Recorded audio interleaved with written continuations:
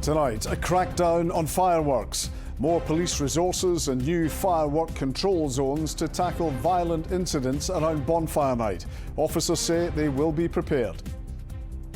There was petrol bombs, there was bricks, there was bottles, there was scaffolding poles getting used to launch rockets at us. The violence is disgusting. Also making the headlines. Do you know what's in your dinner? We take a look at ultra-processed foods as concerns grow over the amount we consume. In sport, a major blow for Celtic as Cameron Carter-Vickers is ruled out for up to 5 months. And Halloween has come early for Scotland's newly crowned Town of the Year. It's the petrifying Paisley. I'm John Mackay. This is the STV News at 6.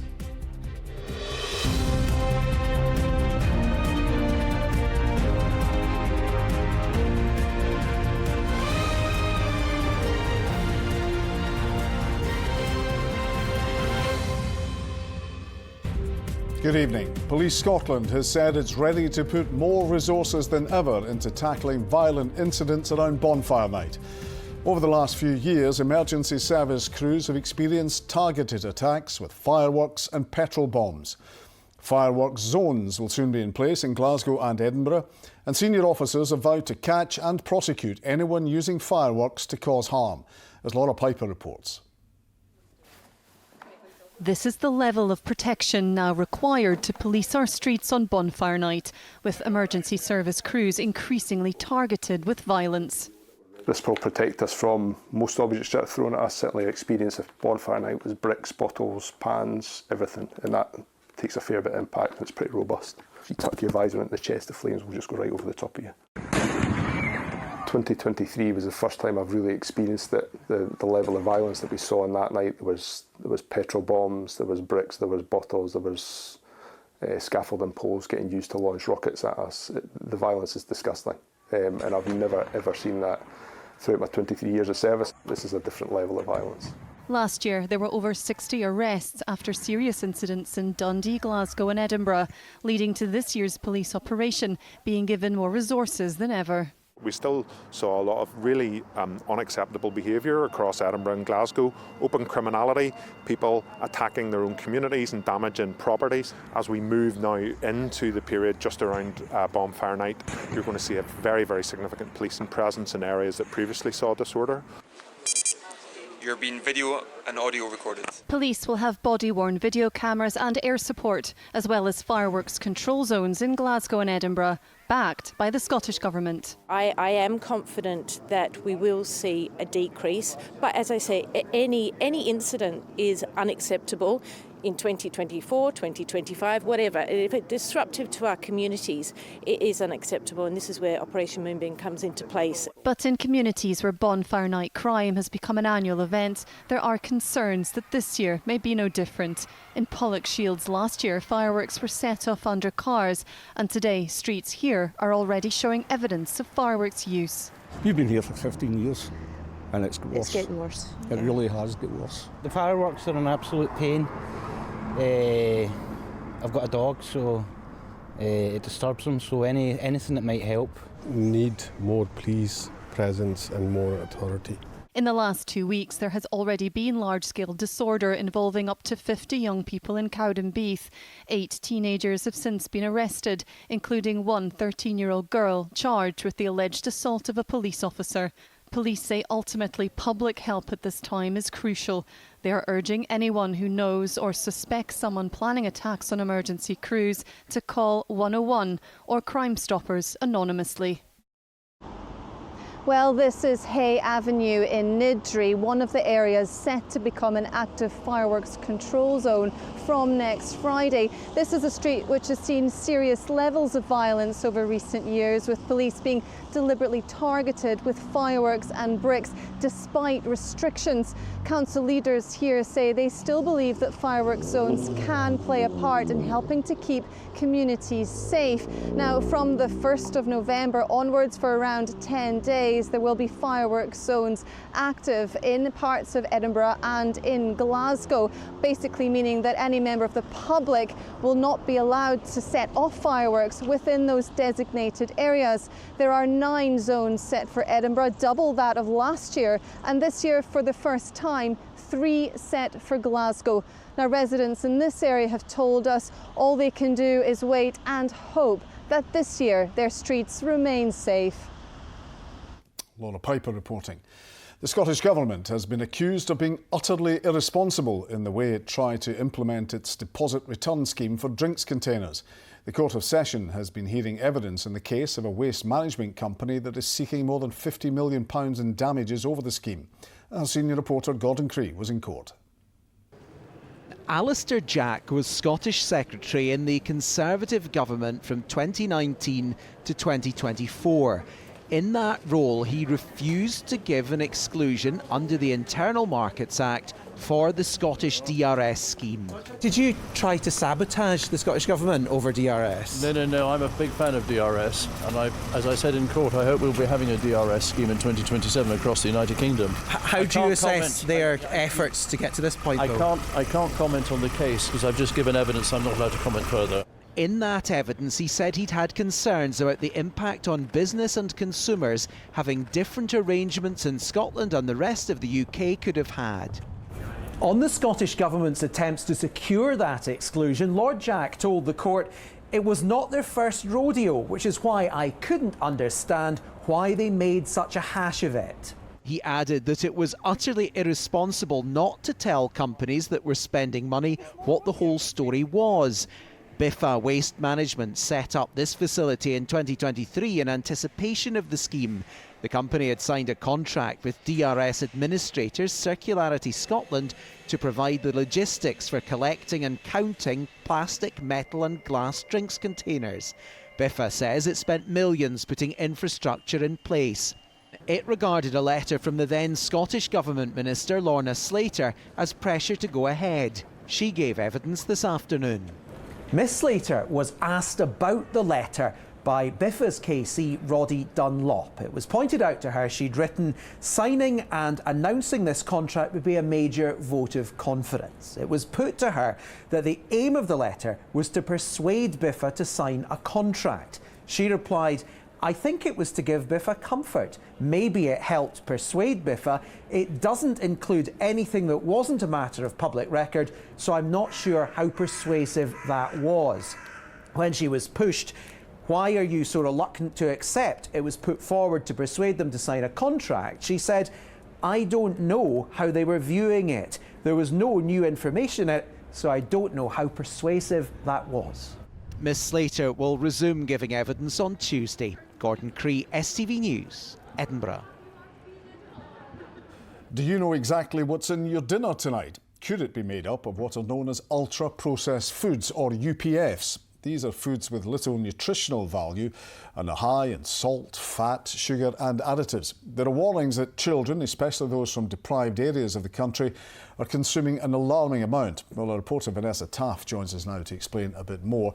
So Vanessa, just how common are these ultra-processed foods in our diet? Oh, they're absolutely everywhere and very common indeed. If we just take a little look at some of the examples here, you've got your crisps, your ready meals, your sandwiches, your pre-packed sandwiches, your can of juice, biscuits, donuts. I mean, they look absolutely delicious. They are marketed at you. They're designed and displayed to be attractive as well. Now, of course, they're not all bad. Take, for example, say brown bread. By definition, that is an ultra-processed food, but it's what is in that bread that matters the most. Now, ultra-processed foods will include ingredients that, to be honest, you do really well to find in your kitchen cupboard or to understand. Take a little look at some of the list of those names here. Xanthan gum is the one that you might be most familiar with.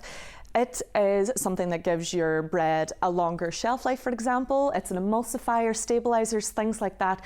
Now, some of these additives are harmful and definitely increase the amount of UPFs that you'll want to eat as well. So let's take an example here. We've got a pizza. Now, doesn't that look delicious? Sourdough base there, some of the ingredients, cheese, meat on top. Doesn't, in theory, seem too bad for you, but it sits cousin over here, the frozen pizza that's full of those harmful additives that you need to be concerned about. You'll see that they'll drive weight gain, and more concerningly, this type of one here is linked to obesity, heart disease and strokes. Now, it's the amount of also processed foods that people are eating that's concerning some experts. They are readily available on the supermarket shelves, and of course they're definitely cheaper than some whole foods. But there's a warning that children are just eating far too many of these harmful foods. Well, I've been to meet one family campaigning for fewer UPFs in their children's school meals. This farmland in the heart of Blairgowrie has been feeding families across Scotland for generations. Over that time, they've added to the variety of livestock they rear. Wild and farm deer roam alongside Aberdeen Angus cows. From farm to larder, the meals in this home are fresh and seasonal. Is it good? That's why it was important to Lauren that her children's school meals didn't include any ultra-processed foods. I got a phone call from the school about Alistair saying there wasn't a meal for him, and it was because every option on the menu that day was an ultra-processed one. I don't need my kids to have a meat option at school. I'm quite happy for it to be a vegetarian option, but just something that's not ultra-processed. What's wrong with a soup or a vegetable lasagna? I do my best for our family. I try and make food myself where I can from whole foods, but at the end of the day I'm not feeding the county. Sausages can be considered an ultra-processed food, but the difference in these ones that Lauren feeds her family is the meat was reared on their farm, and it's a much higher quality sausage than some of the ones you would find in a supermarket. Thanks, Lauren. It's that move away from whole foods in children's diets that's worrying this family.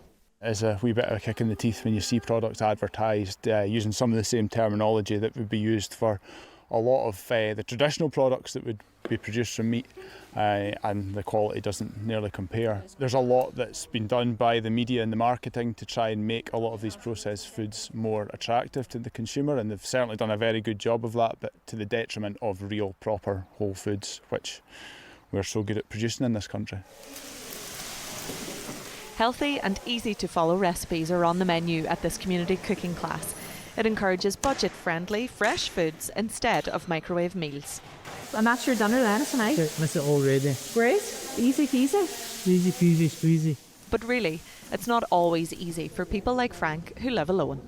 I have a lot of ready meals, so I've always got something on the go.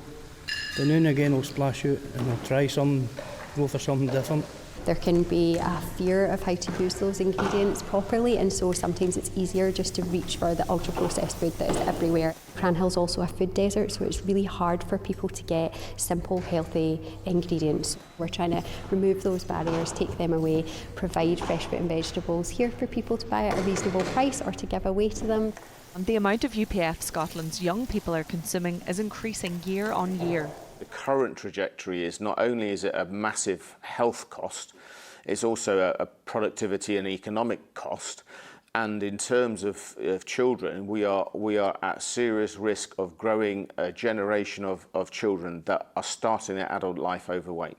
Perth and Kinross Council told us they're committed to a school meal service that provides nutritious options for every child.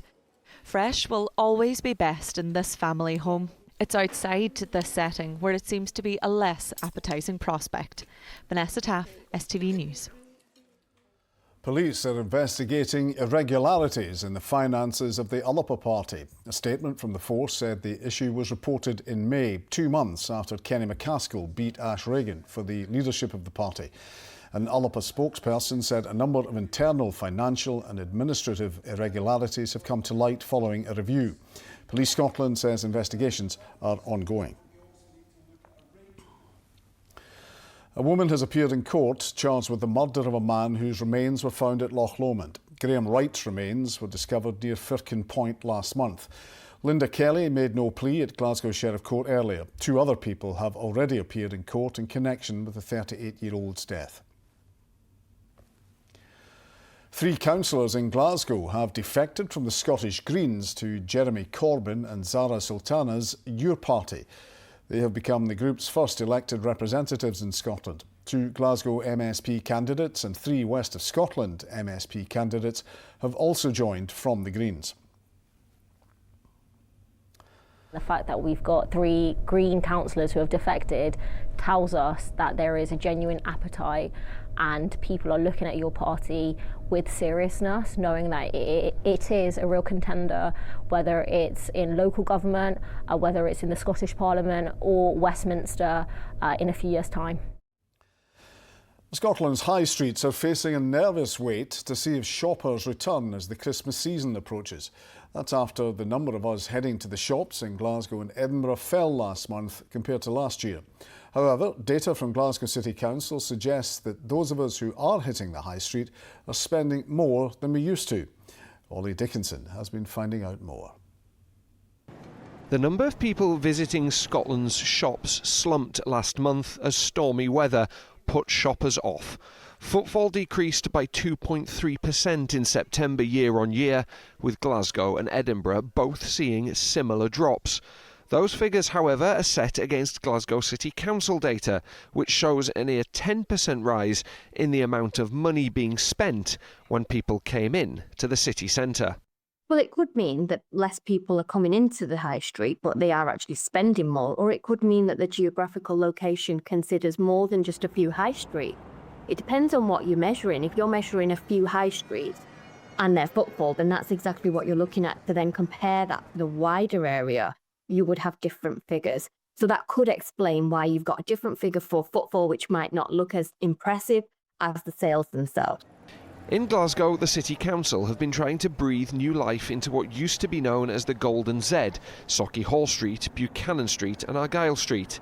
And experts say streets like these have to offer more than just shopping, and shoppers agree.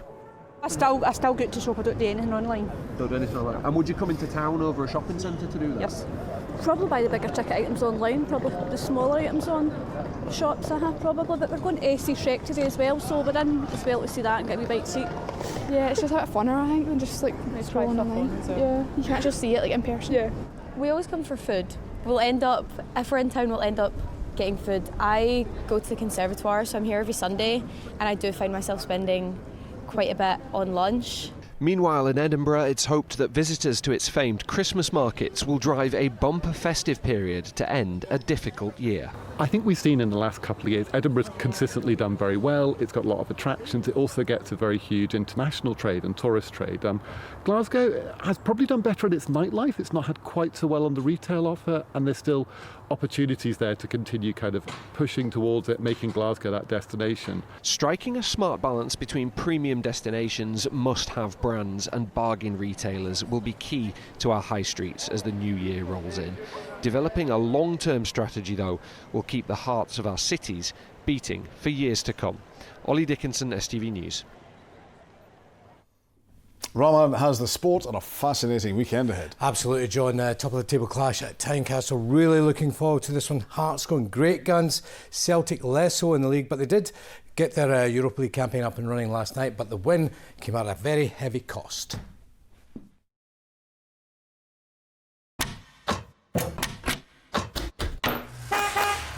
Your window to sport. C.R. Smith sponsors STV Sport.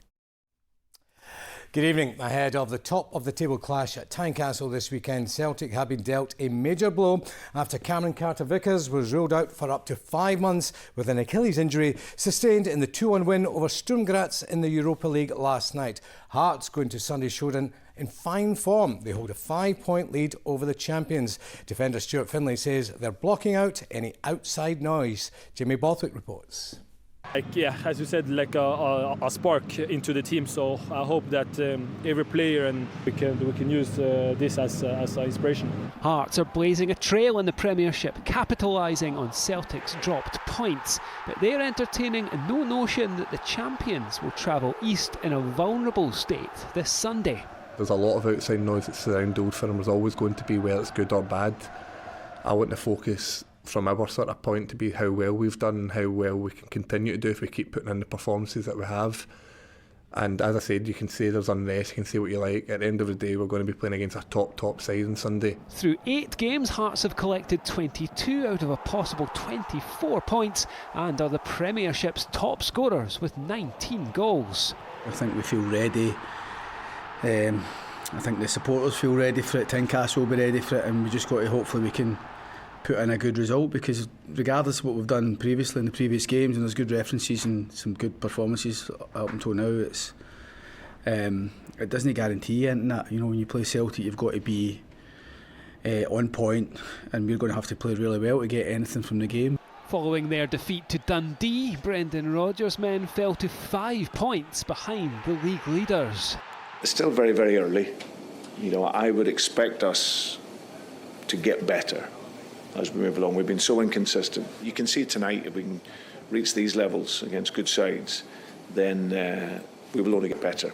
But Derek McInnes' side are eyeing the chance to move even further ahead to 8 points, which would truly announce them as legitimate title contenders. Jamie Borthwick, STV Sport. James Tavernier has branded Rangers' 3-0 defeat to Brann last night a disgrace, a result which leaves the Ibrox side sitting bottom of the Europa League table. Head coach Danny Rule says he needs to find solutions as quickly as possible as he tries to salvage Rangers' season. Here's Ronnie Charters. If Danny Rule had any doubts about the massive job on his hands at Rangers, then it was hammered home last night. After his first game in charge, the head coach apologising to furious fans at full time after another dire display. The table lays bare just how bad Rangers are. Languishing rock bottom of the pack, 36th out of 36, after 3 defeats out of 3. At Bergen Airport last night, Rangers supporters vented their anger towards Chief Executive Patrick Stewart and Sporting Director Kevin Thelwell, with many wanting them to quit or be sacked. Next up, it's Kilmarnock in the Premiership at Ibrox, as Stuart Kettlewell's side look to capitalise on Rangers' vulnerability. I think it's obvious that there's a bit of frustration from their side, and maybe we can tap into that, but the last thing we want to do is give them a lift or give them any encouragement. We don't want to have any naivety that we're still playing against a team with good players that can hurt you. Obviously they're not in a great place right now, but equally they're going to be looking to respond as well. Meanwhile, Kelly have announced the signing of striker Tyrese John Jules from Arsenal on a short-term deal until January. Ronnie Charters, STV Sport. St Mirren assistant manager Brian Kerr says they are working hard to address a lack of goals in the team, while revealing forwards Mikael Mandron and John Oyunga are doubts for the Premiership match away to Dundee United tomorrow. The Saints have scored 5 goals from their 8 league games. They travel to Tannadice following back-to-back league defeats. We've worked hard in training this week and how we're going to change that and ways of changing that. You know, we need to make sure that we get enough balls in the box, we need to make sure we get enough bodies in the box, so that's something we're clearly working on. It's something that we're not overly happy with, absolutely, as a squad and staff. We know that needs to be better, and it's something that we'll make sure is better in the next few weeks. Hibs boss David Gray has called on his players to build on their 4-0 win over Livingston last weekend. They travel to Portaudry on Sunday to face an Aberdeen side who were thrashed 6-0 in the Conference League last night. Here are all of the weekend's Premiership games. Tomorrow Falkirk are at home to Dundee, while Motherwell make the trip to Livingston, and on Sunday Hearts against Celtic is a 12 o'clock kick-off. To rugby, and Duhan van der Merwe and Darcy Graham have been ruled out for Edinburgh's trip to Cardiff tomorrow, but they are expected to be fit for Scotland's upcoming autumn internationals. Ross McCann and Lewis Wells start on the wings for the capital side, with Marshall Sykes returning to the second row.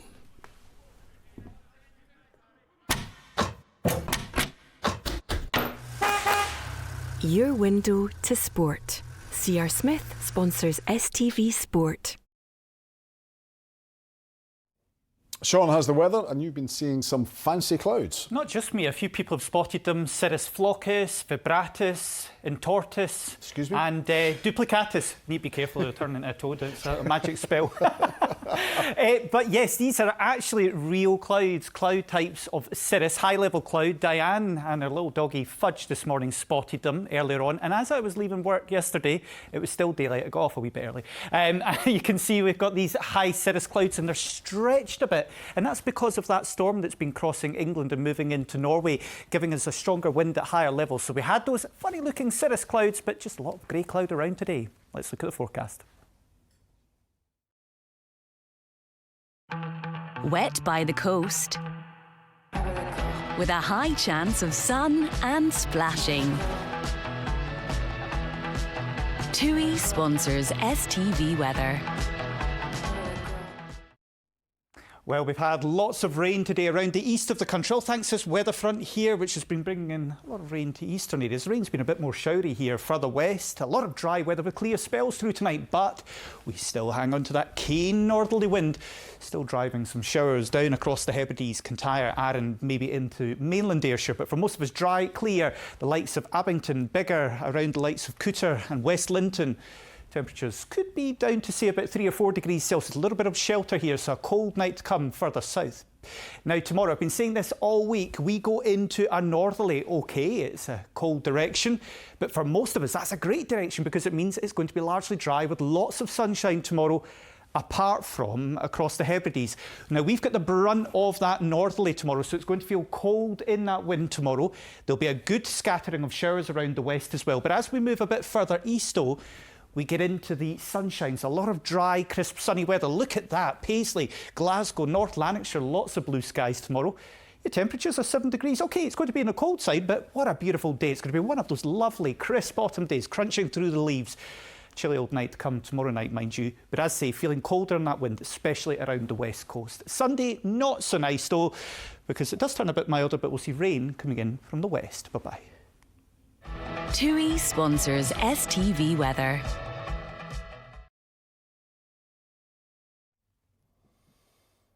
Halloween may be a week tonight, but Paisley is starting celebrations early with the annual Halloween Festival taking place this weekend.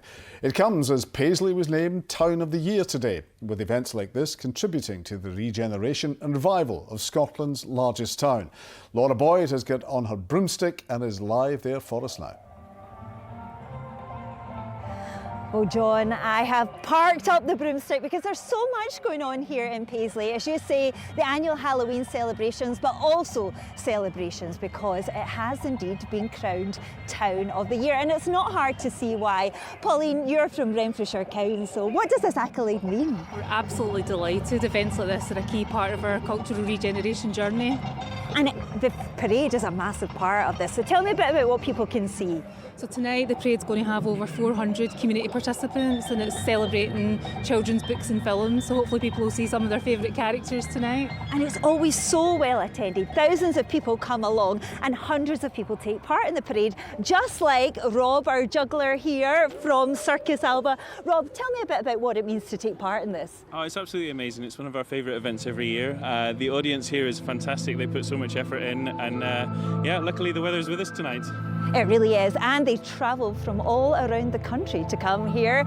Will, you've come from Manchester. Tell me a bit about what it's like taking part in this. Oh, we love coming up to Paisley. This is our third time, and we're called Mr. Wilson Sacaliners, and we play New Orleans dance music and 1990s dance music. Are you going to have Paisley dancing tonight? We love it, yeah. We're going to get dancing. The crowds are huge, and they're always really up for it. It's great. Brilliant. Well, we're going to hear more from you shortly. If you are coming down to the festival, the parade starts at 7 tonight. It's on tomorrow as well. You will have a frightfully fantastic time. But for now, here's a little taster of what you can expect. Take it away, guys.